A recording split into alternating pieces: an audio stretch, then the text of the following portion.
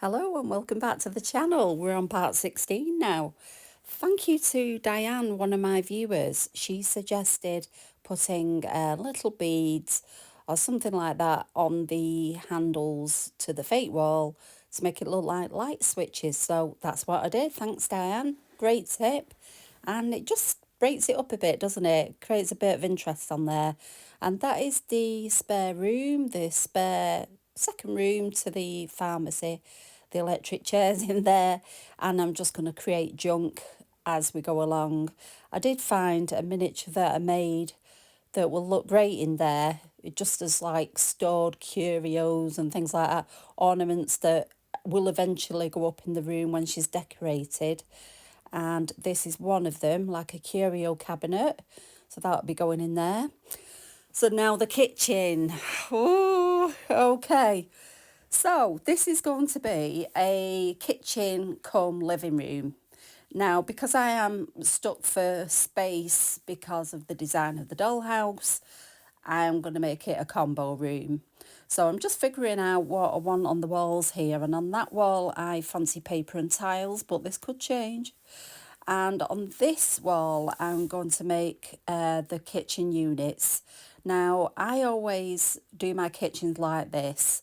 I start with a cardboard back panel, attach everything to that, and then attach the whole thing to the wall. Now, the reason to do that, one, is a heck of a lot easier. For me, it is. And two, if you ever want to change the room into something else, all you've got to do is pull it out. It's that simple. So I'm using Margaret here as a guide to figure out what the measurements are going to be, how high the unit needs to be, etc. So yeah, I mark that out and I mark out the cupboards. And I've got a reference picture of a 1940s stroke 50s kitchen, and the colours are quite plain. They're quite bright, but they're quite plain. They didn't go into much detail, and they had Formica worktops kind of thing. So that's the style that I'm going for. As I say here, I'm just working out the cupboards. Now, this video was a nightmare to film, hence why it's taken so long, because each bit had to dry and I had to wait and all the rest of it, especially because I used super glue for a lot of it for sturdiness. So it has taken a while to film. I had hours and hours and hours of footage and I just had to pick out the most relevant bits. So hence why this video took a while. It's taken me a couple of weeks now to get this done.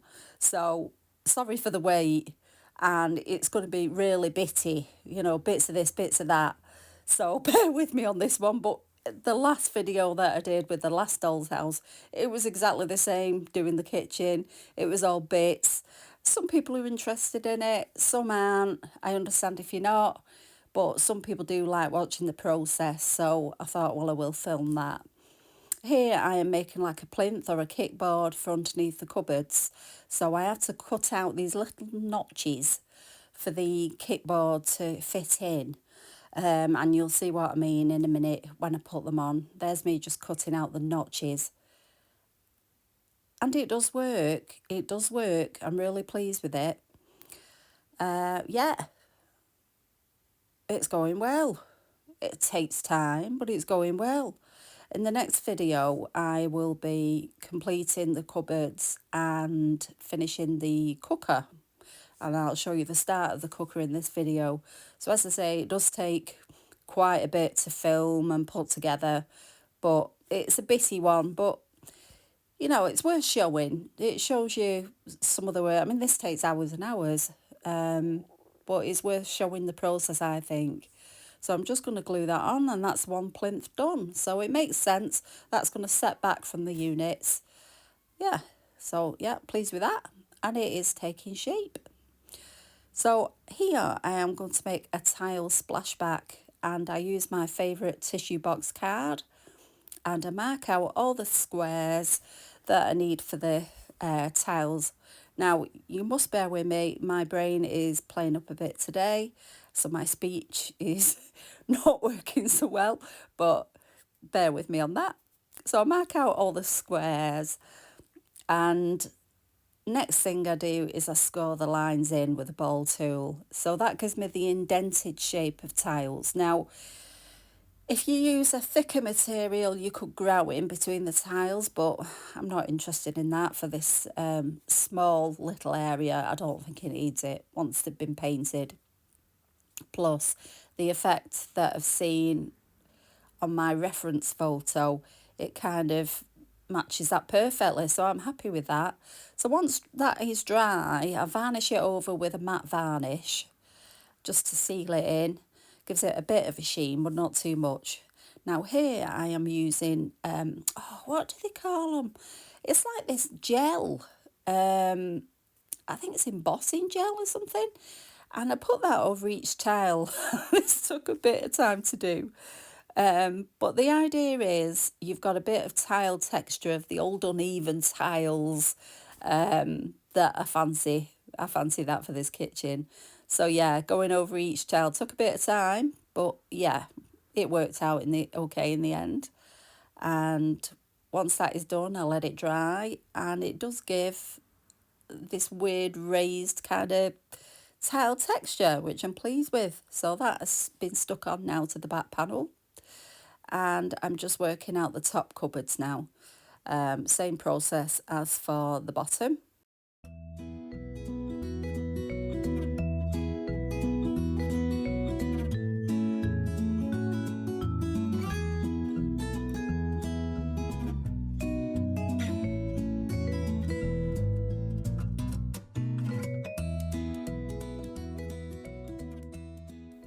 So that is the top part prepared now.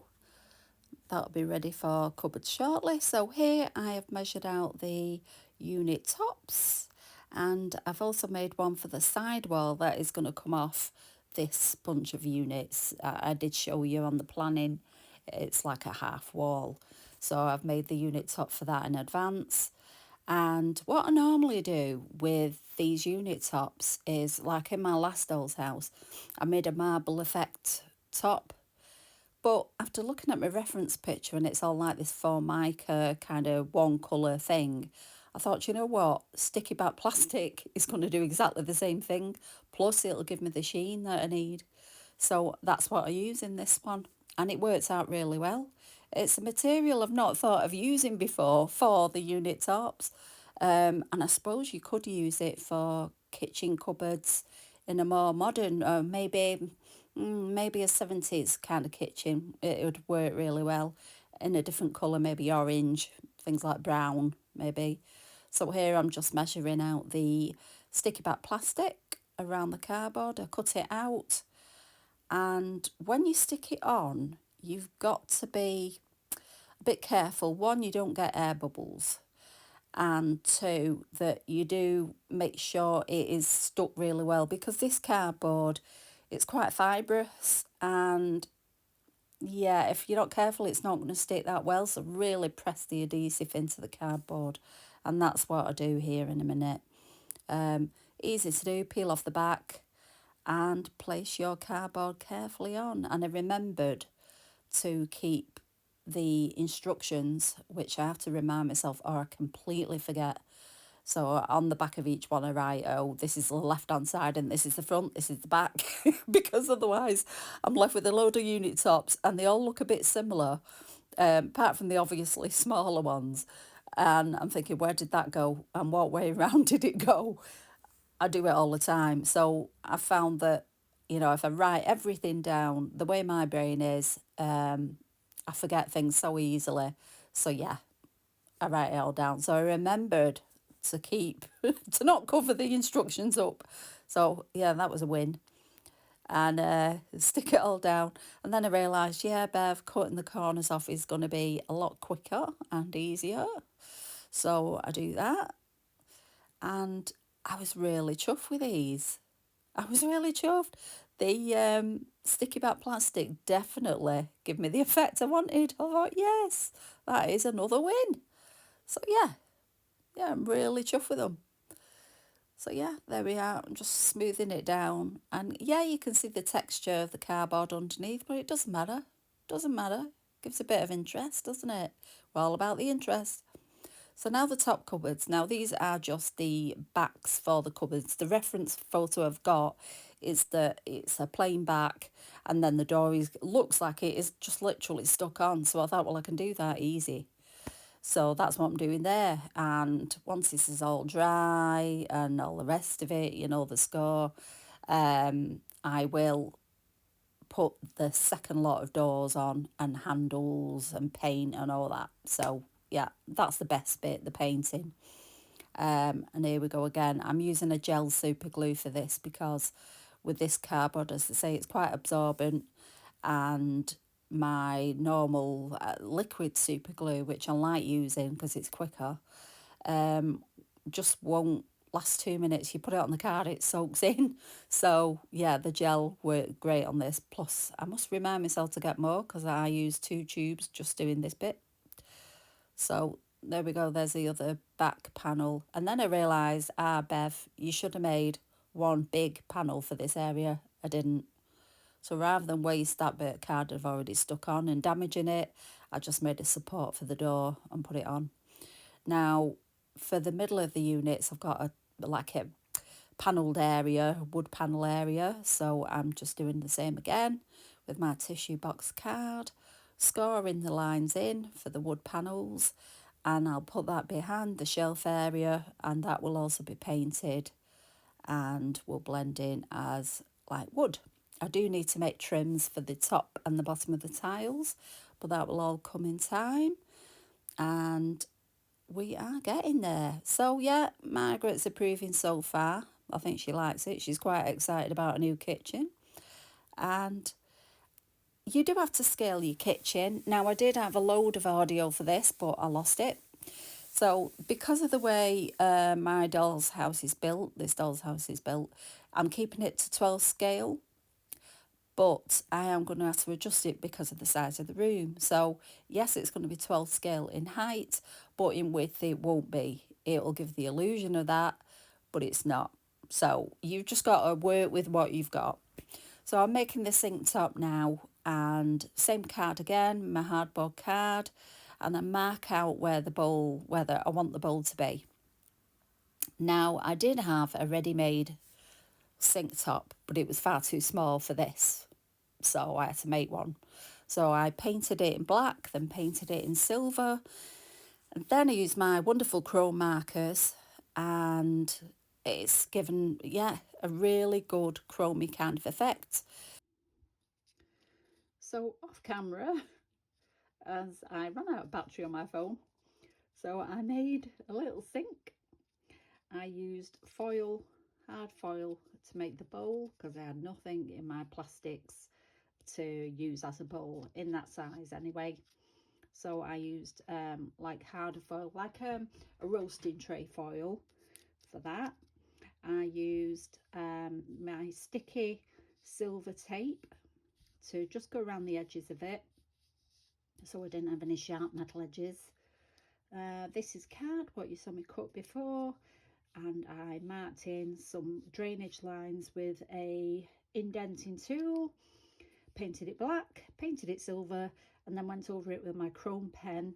I am going to do another chrome layer, and then it will be a lot shinier. So that is it so far. I'm sorry I missed out on the footage, but I will remedy that shortly because I am now on charge. I completely forgot. I told you, Matt, I was having a bad brain day, didn't I? Even my words. So excuse me. Right, and do need to make some taps. So I'm going to look through my bead collection now and see what I've got. So here's a bead stash. Love me bead stash. And I found some little bead spacers. And I'm going to use bead spacers, 2 little beads and some wire and my trusty super glue, and I put the bead spacer down, the wire through that, and then the bead over the top, and I glue it, and I had to wait for them to dry. I used 2 little beads as taps for the big tap things, and I let them dry before I shape them and put them on. Now this bit I am making a cooker. Now the reference I've got for this is kind of a 30s style cooker, 30s early 40s style cooker, which ties in with what Margaret would have had. You know, she's inherited this house. She may use original features. You know, she's going to have 30s, 40s fittings on maybe a 40s, 50s kitchen kind of thing. So you have to think about that when you're doing a story to your house. You have to think, well, yeah, she wouldn't put everything brand new in, because back in the day you didn't. It's not like nowadays where people are just, oh yeah, I'll have a new kitchen if you can afford it. You know, people back then, it was like make do amend, and I'm pretty much like that myself. You know, if it's not broke, then keep using it, repair it. So there you go. That's me. So I've curved the front end down of the cardboard, but I do need to lock it in, and you can't use PVA because the cardboard's so porous it'll just expand. So I'm using super glue again, and I'm rubbing the super glue into that curve, into the edges of the card, just to smooth it down and lock that curve in, and that works. That really works. It sets really hard. And here's my Bramble, who decided to say hello, Mum, and have a walk on. She usually does come to me in my craft room for a fuss every afternoon, so yeah, I don't mind. She's lovely. So I'm sticking on the oven door, and this is going to be the control panel where the levers go. Now, on the reference picture I used, it isn't switches, it's like little hand levers. And I will raid my bead stash again to look for beads that will look like the levers that I need. So I scrounged some tile spacers for my husband. I dashed out and said, have you got any tile spacers? He went, oh, what are you making? So we knew straight away I was up to something. I said, I need to make a stove top. Now, the reference photos that I've got, this is what the little pan rests look like, these little crosses. And I thought, tile spacers, they're going to work great. So cutting them down, I tell you what, bits flew off in all directions. I've still got to find some of them. I found some, but I guarantee I'll find more. And here we are with the taps. Like I said, once they dry, I can bend them over and glue them on. And that's what I do. And yeah, I'm pleased with that. They seem to work out okay. Yeah, it's pretty good. So put them on and glue it on, and that, I call that finished for now until I chrome it again. That is pretty much done. So yeah, I'm quite excited because tomorrow my husband is taking me to the potteries in Stoke, and I'm really excited because I do like watching the pottery throwdown. And there's a film called The Colour Room that's the story about Clarice Cliff, and it is filmed at the potteries in Stoke where I'm going tomorrow. So I'm really excited. So I will put up some photos of those. Um, I've said to my husband, right, I want a picture of me as if I'm walking in, you know, I'm taking part of in the pottery throwdown, and I want a picture at the clocking in machine that was in the film and on the balcony. So I've got it all worked out, and I'll be watching the film again today, just so I'm ready. But yeah, I'm so excited. So that's me. That's my news. Are you going anywhere next couple of weeks for bank holiday weekend or whatever? I'm going tomorrow, and then I'll be back after a couple of days. So yeah, I will have some pictures to show you. Now on this, back to the kitchen. I am working out the design for the front of the kitchen. Now it does have a weird kind of Art Deco kind of design to it. Yeah, it's like a 30s, 40s kind of design, but even still a bit deco. So I found some little stickers that I'm going to use, the tiny little letters that I'm going to use for the brand of the cooker. I'll make it up. And then I'm going to use some sticky silver stripes for the outline. Now I'm doing my favourite trick, which is using wood glue to emboss the design. Now, I've used this before. You've seen me use it on my window box most recently. And I'm just using a toothpick to apply the glue to the design area. And then when it's dry, it will create that a subtle raised kind of feature on it. It will emboss it. So that will be painted a different colour as a contrast to the rest of the colour. I think I'm going cream, like a creamy yellow colour, and then a green kind of design on the raised areas with the silver.